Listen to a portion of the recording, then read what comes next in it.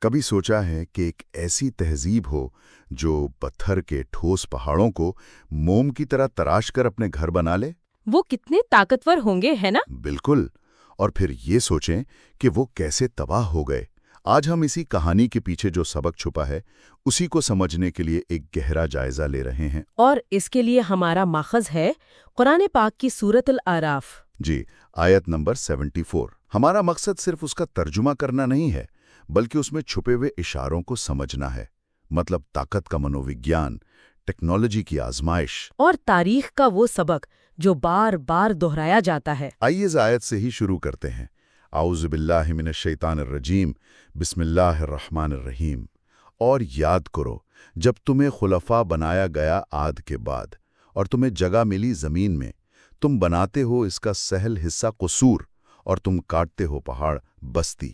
فَاذْكُرُوا آلَاءَ اللَّهِ وَلَا تَعْثُوا فِي الْأَرْضِ مُفْسِدِينَ۔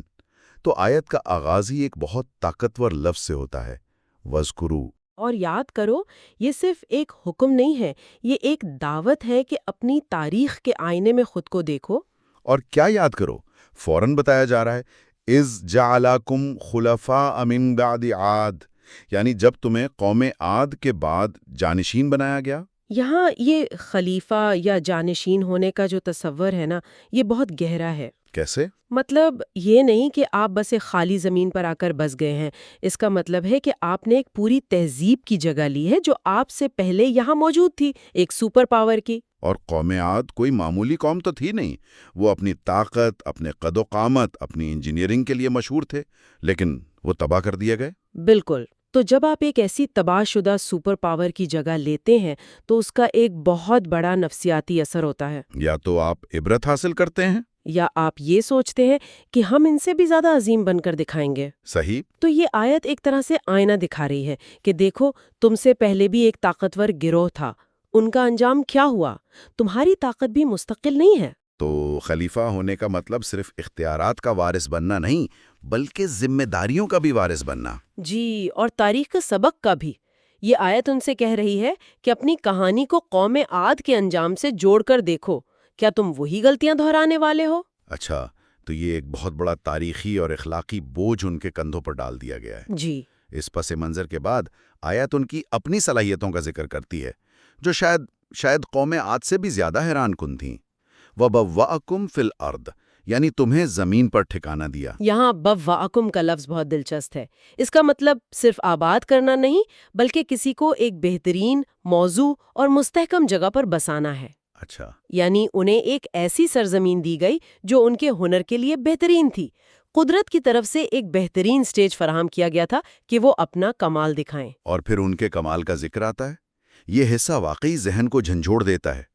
تتخذون من سہولها قصورا، وَتَنْحِتُونَ الْجِبَالَ بُيُوتًا، یعنی تم اس کے میدانوں میں محلات بناتے ہو اور پہاڑوں کو تراش کر گھر۔ یہ تضاد دیکھیں، نرم زمین پر بھی تعمیر کا شاہکار اور سخت ترین چٹانوں پر بھی۔ یہ صرف فن تعمیر نہیں ہے، یہ تو فطرت پر مکمل کنٹرول کا اعلان ہے۔ بالکل، میدانوں میں محلات بنانا خوشحالی اور عیش و عشرت کی علامت ہے، لیکن پہاڑوں کو تراش کر گھر، یہ طاقت، ٹیکنالوجی اور شاید ایک طرح کے تکبر کی علامت ہے۔ کہ ہم فطرت کے سب سے مضبوط عنصر کو بھی اپنی مرضی کے تابع کر سکتے ہیں۔ جی۔ مجھے یاد ہے جب میں پہلی بار پہاڑی علاقوں میں گیا تھا تو مجھے ان چٹانوں کی ہیبت کا اندازہ ہوا۔ یہ سوچنا بھی مشکل ہے کہ کوئی تہذیب انہیں اپنے گھروں میں تبدیل کر سکتی تھی۔ اور اس کے لیے کس قسم کے اوزار اور منصوبہ بندی چاہیے ہوگی، یہ تو آج بھی ایک بہت بڑا انجینئرنگ کا کارنامہ سمجھا جائے گا۔ صحیح۔ اور یہ ہمیں ان کے معاشرے کے بارے میں بھی کچھ بتاتا ہے۔ اتنے بڑے پروجیکٹس کے لیے ایک انتہائی منظم سوسائٹی، ماہر انجینئرز، ہزاروں مزدور اور وسائل کی فراوانی چاہیے۔ جی۔ ماہرین آثار قدیمہ جب اردن میں پیٹرا یا سعودی عرب میں مدائن صالح کے آثار دیکھتے ہیں جو اکثر اس آیت کے حوالے سے زیر بحث آتے ہیں، تو وہ ان تراشیدہ عمارتوں کو دیکھ کر حیران رہ جاتے ہیں۔ تو وہ صرف طاقتور ہی نہیں تھے بلکہ بہت ذہین اور منظم بھی تھے۔ بالکل۔ لیکن ایک سوال ہے، کیا یہ صلاحیتیں خود ایک آزمائش نہیں تھی؟ جب آپ پہاڑ کو تراش سکتے ہیں تو انسان کو یہ بھولنا کتنا آسان ہو جاتا ہے کہ وہ خود کتنا نازک ہے۔ آپ نے بالکل صحیح نقطہ اٹھایا ہے۔ آپ فطرت کو فتح کرتے کرتے خود کو بھی ناقابل تسخیر سمجھنے لگتے ہیں۔ یہی تو اس آیت کا مرکزی خیال ہے۔ یہ نعمتیں خدا کے امتحان تھیں، ان کا ہنر، ان کی ذہانت، ان کی طاقت، سب کچھ۔ اور یہ جو دو انتہاؤں پر مہارت تھی، نرم مٹی سے محل اور سخت چٹانوں سے گھر، یہ اس بات کی علامت تھی کہ انہیں زمین کے وسائل پر غیر معمولی دسترس حاصل تھی۔ اور جب بھی انسان کو اتنی دسترس ملتی ہے، اگلا سوال ہمیشہ اخلاقیات کا ہوتا ہے۔ اچھا، تو مطلب یہ ہوا کہ اتنی طاقت اور ٹیکنالوجی کے مظاہرے کے بعد آیت کا رخ اچانک ایک اخلاقی نتیجے کی طرف مڑتا ہے۔ جی، فَاذْكُرُوا آلَاءَ اللہ، پس اللہ کی نعمتوں کو یاد کرو۔ یہاں پھر یاد کرو کا حکم ہے، لیکن اس بار تاریخ نہیں۔ اس بار نعمتوں کو یاد کرنے کا کہا جا رہا ہے، اور یہ ایک بہت خوبصورت منطقی تسلسل ہے۔ وہ کیسے؟ دیکھیں، پہلے کہا وَذْكُرُوا یعنی تاریخ یاد کرو تاکہ عبرت حاصل ہو۔ اب کہہ رہے ہیں فَاذْكُرُوا یعنی نعمتیں یاد کرو تاکہ شکر ادا کرو۔ واہ، تاریخ تمہیں اپنی اوقات یاد دلاتی ہے، اور نعمتیں تمہیں نعمتیں دینے والے کی یاد دلاتی ہیں۔ پیغام یہ ہے کہ اپنی صلاحیتوں پر غرور مت کرو۔ یہ پہاڑ تم نے اپنی طاقت سے نہیں تراشے، بلکہ اس طاقت سے تراشے ہیں جو تمہیں عطا کی گئی تھی۔ یہ تمہارا کمال نہیں، یہ اس کا کرم ہے۔ بالکل، اور جیسے ہی شکر گزاری کا یہ حکم آتا ہے، اس کے فوراً بعد آیت کا سب سے سخت انتباہ بھی آ جاتا ہے۔ جی، وَلَا تَعْثَوْا فِي الْأَرْضِ مُفْسِدِينَ، اور زمین میں فساد مچاتے مت پھرو۔ یہ ایک بہت ہی شدید جملہ ہے۔ یہاں تعسفہ کا لفظ بہت اہم ہے۔ عربی زبان میں یہ عام غلطی یا گناہ کے لیے استعمال نہیں ہوتا۔ اچھا، اس کا مطلب ہے جان بوجھ کر ارادتاً اور شدت کے ساتھ بگاڑ پیدا کرنا، چیزوں کو ان کی اصل جگہ سے ہٹا دینا، نظام میں خلل ڈالنا اور ہر طرف خرابی پھیلانا۔ اور اس کے ساتھ مفسدین کا لفظ وہ اس بات پر مہر لگا دیتا ہے کہ یہ کام ان کی عادت بن چکا تھا، ان کی پہچان بن چکا تھا۔ وہ فساد پھیلانے والے کے طور پر جانے جاتے تھے۔ یہ بہت گہری بات ہے۔ تو کیا فساد کا مطلب صرف جنگ یا قتل و غارت ہے، یا اس میں اور بھی کچھ شامل ہے؟ بہت اچھا سوال ہے۔ مطلب ایک ایسی قوم جو اتنے بڑے محلات بنا رہی تھی، یقیناً وہاں طبقاتی نظام بھی شدید ہوگا۔ کچھ لوگ پہاڑوں کو تراش کر بنائے گئے محفوظ گھروں میں رہتے ہوں گے، اور کچھ میدانوں کی جھونپڑیوں میں۔ آپ کا تجزیہ بہترین ہے۔ فساد فی الارض ایک بہت جامع اصطلاح ہے۔ تو اس میں سماجی ناانصافی بھی آ گئی؟ بالکل، اس میں ہر وہ عمل شامل ہے جو زمین کے قدرتی، سماجی اور اخلاقی توازن کو بگاڑ دے۔ سماجی ناانصافی بھی ہے، معاشی استحصال بھی ہے۔ جہاں وسائل چند ہاتھوں میں سمٹ کر رہ جاتے ہیں۔ جی، اور آج کے دور میں تو ہم اس میں ماحولیاتی بگاڑ کو بھی شامل کر سکتے ہیں۔ تو گویا آیت یہ تعلق جوڑ رہی ہے کہ جن صلاحیتوں سے وہ پہاڑوں کو تراشتے تھے، وہی صلاحیتیں وہ سماجی ڈھانچے کو توڑنے اور ناانصافی کو مضبوط کرنے کے لیے بھی استعمال کر رہے تھے۔ بالکل، ٹیکنالوجی غیر جانبدار تھی، لیکن اس کا استعمال شیطانی تھا۔ اور دلچسپ بات یہ ہے کہ قوم سمود کی تباہی بھی ایک قدرتی قوت سے آئی، ایک چیخ یا زلزلے سے۔ گویا وہ فطرت کو قابو کرنے میں تو ماہر تھے، لیکن فطرت کی اصل طاقت کو بھول گئے۔